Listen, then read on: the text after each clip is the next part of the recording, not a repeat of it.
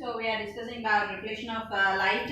Yesterday we completed about activity 1, the pinhole camera. What will happen in the pinhole camera? We have seen the inverted images and how the inverted image will be formed, when it will be blurred. We discussed formation of an image of a pinhole camera with a candle experiment. We did that one. And here some questions are also given. Does the explanation match your observation? We answered that one. What happens if the hole is much bigger and equal? So think and discuss whatever question answers are there, we discussed.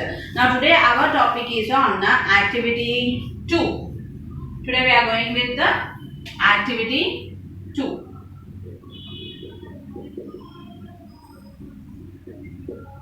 In activity 2, you can see that a diagram was given.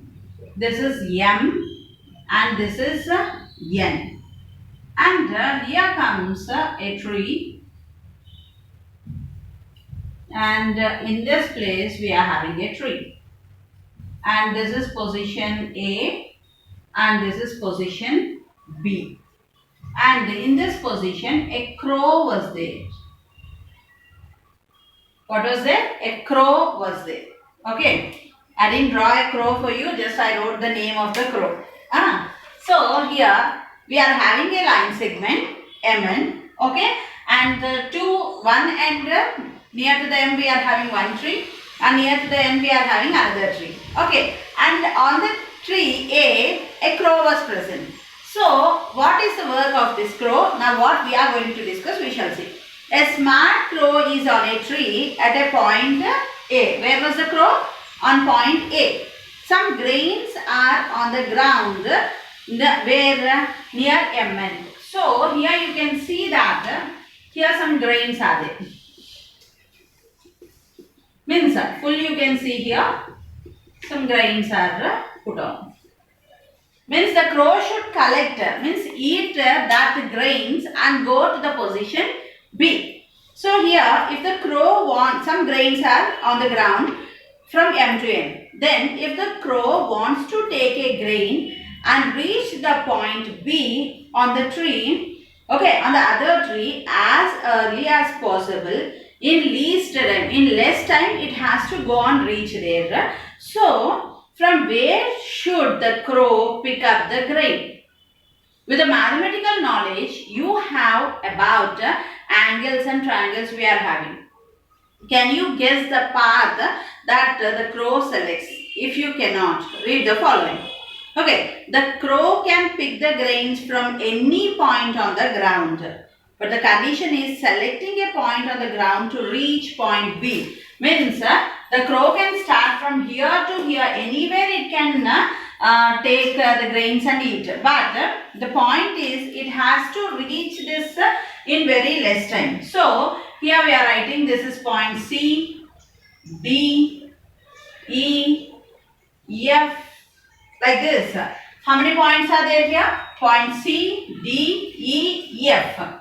Okay, then here from point A in least possible time. If you assume that the speed of the crow is constant, means when it is reaching, see, from A to C, it is taking 2 minutes, means from A to D also it must take 2 minutes, from A to E also it must take 2 minutes, then from A to F also it must take 2 minutes to reach the point B. Means in all the cases the time must be same. Then in least possible time, if you assume that the speed of the crow is constant, the path that the crow selects should be the shortest path it must select. Let us find the shortest path. Now here you see something is given for us. In this position, the crow starts from position A to C and reaches the position B. Then the crow starts from A to D and reaches the position B. Again the crow starts from A to, in all the cases the selected point is same, no? Yeah. So it starts from A to E and reaches the position B. Then again it starts from A to F and reaches the position B. So like this, some arrow marks are given for you. that you have to see that from A, C, B, that one angle. What is that? Angle A, C, B. Next one, angle A, D, B. Next one, angle A, E, B. Next one, angle A, F, B. Total how many? 4 angles. The crow can come from position A to C and reach B. The crow can come from position A to D and reach B. It can come from A to E and reach B. And it can come to A to F and reach B. But we want in this all situation which is the shortest distance it travels. Okay, then here the next one is which among the paths ACB, ADB, AEB and AFB is the shortest path we have to find. To compare the length of these paths, we make duplicates of them in such a way that all the duplicate paths meet at a point G. So now what I am doing means here I am putting a path G. Okay, I am writing G and these all should come and meet this G. This is the duplicate path and by this we can find which is the shortest one. So from here A, C, G to what is it? B. Okay. So up to here only. Instead of B we are taking G and trying to find out. So from C to G, from D to G, from E to G, from F to G, we joined again the angles. Okay, from F to. So the position must be from D to E in such a way that 1 minute. I'll show you again. So coming to here E, here F. Then here comes the G, no? So C to G, D to G, E to G, F to G. Like this, a duplicate path must be connected. Now here you can see that in the figure, CB is equal to, in the figure, CB is equal to CG. Okay? Then again, DB, let me write here, down.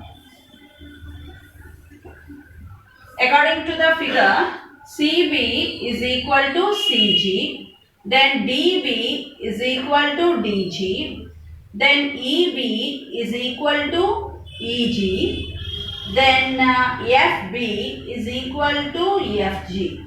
Why? Because instead of G, B, we took a duplicate path. What is that? G.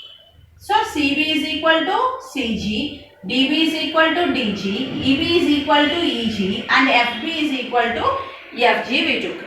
Got the point? Now the length of the path ACB. Now the length of the path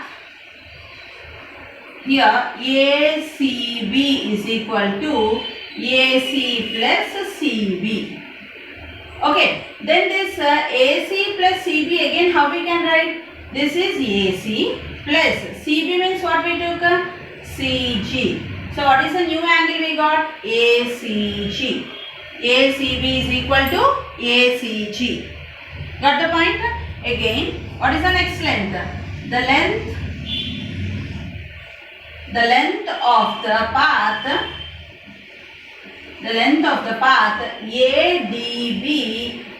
ADB, second one, is equal to AD plus AB, that is equal to AD plus AG is equal to ADG. Next, what is the next length of the path? AEB. The length of the path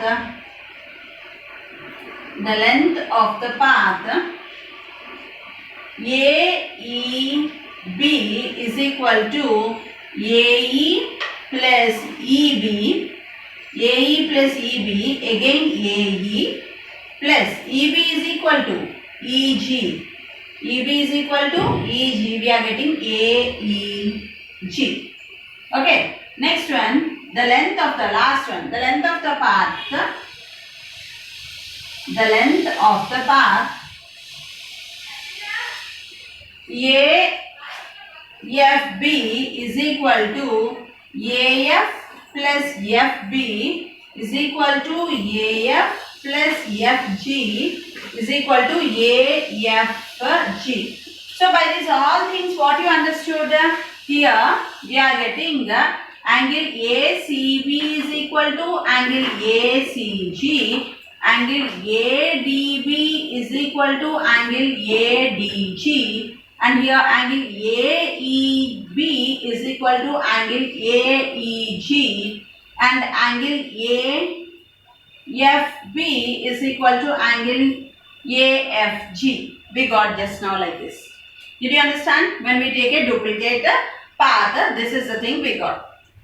Now, if you observe figure 4 carefully, okay, what you can understand here is that, what is that carefully? You will notice that ACG, ADG, AEG and AFG, the shortest part in this is AEG. Which is the shortest part? AEG is the shortest path when we are taking this. Which is the shortest part? AEG, because it is in the straight line distance. Because it is in straight line distance. Okay, it is in the straight line distance between which points? Between A and G. It is a straight line point between A and G. You can measure and check this using a scale. Okay, and as AEG and AEB path, AEB is the shortest path to reach. What is that? To reach B from point A, it could take the least time. So the smart crow will pick the grains from point E. From where it will take the point, the grains it takes from E. Why? Because it is in a straight line. Observe the path AEB once again in the figure. If we draw a normal, so if I want to show you this one, see here, this is M and this is N. And here 3A, here 3B. Okay, this is A, this is B. Now C, D, E, F. Okay, now see here, the crow starts from position A and reaches position B. You can see that this is in the form of angle of incidence is equal to angle of reflection. Why? Because here E and E dash are perpendicular to the line segment MN. E and E dash are perpendicular to line segment MN. E and E dash are called as normal. E and E dash are called as normal. And you can see here, what is the angle? Angle angle AEE dash, angle AEE dash is angle of incidence, means angle BEE dash is called angle of reflection, and EE dash are perpendicular, it is called as normal. So, which is the shortest path? E is the shortest path. You can understand this one. So, what is the activity 2? Did you follow what you have to do here?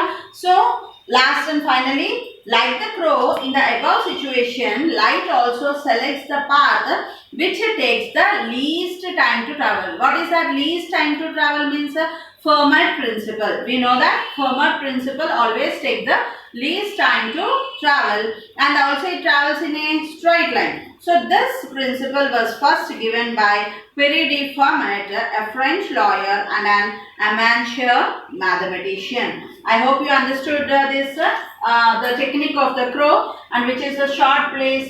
This is your activity 2, and I will continue tomorrow. Thank you.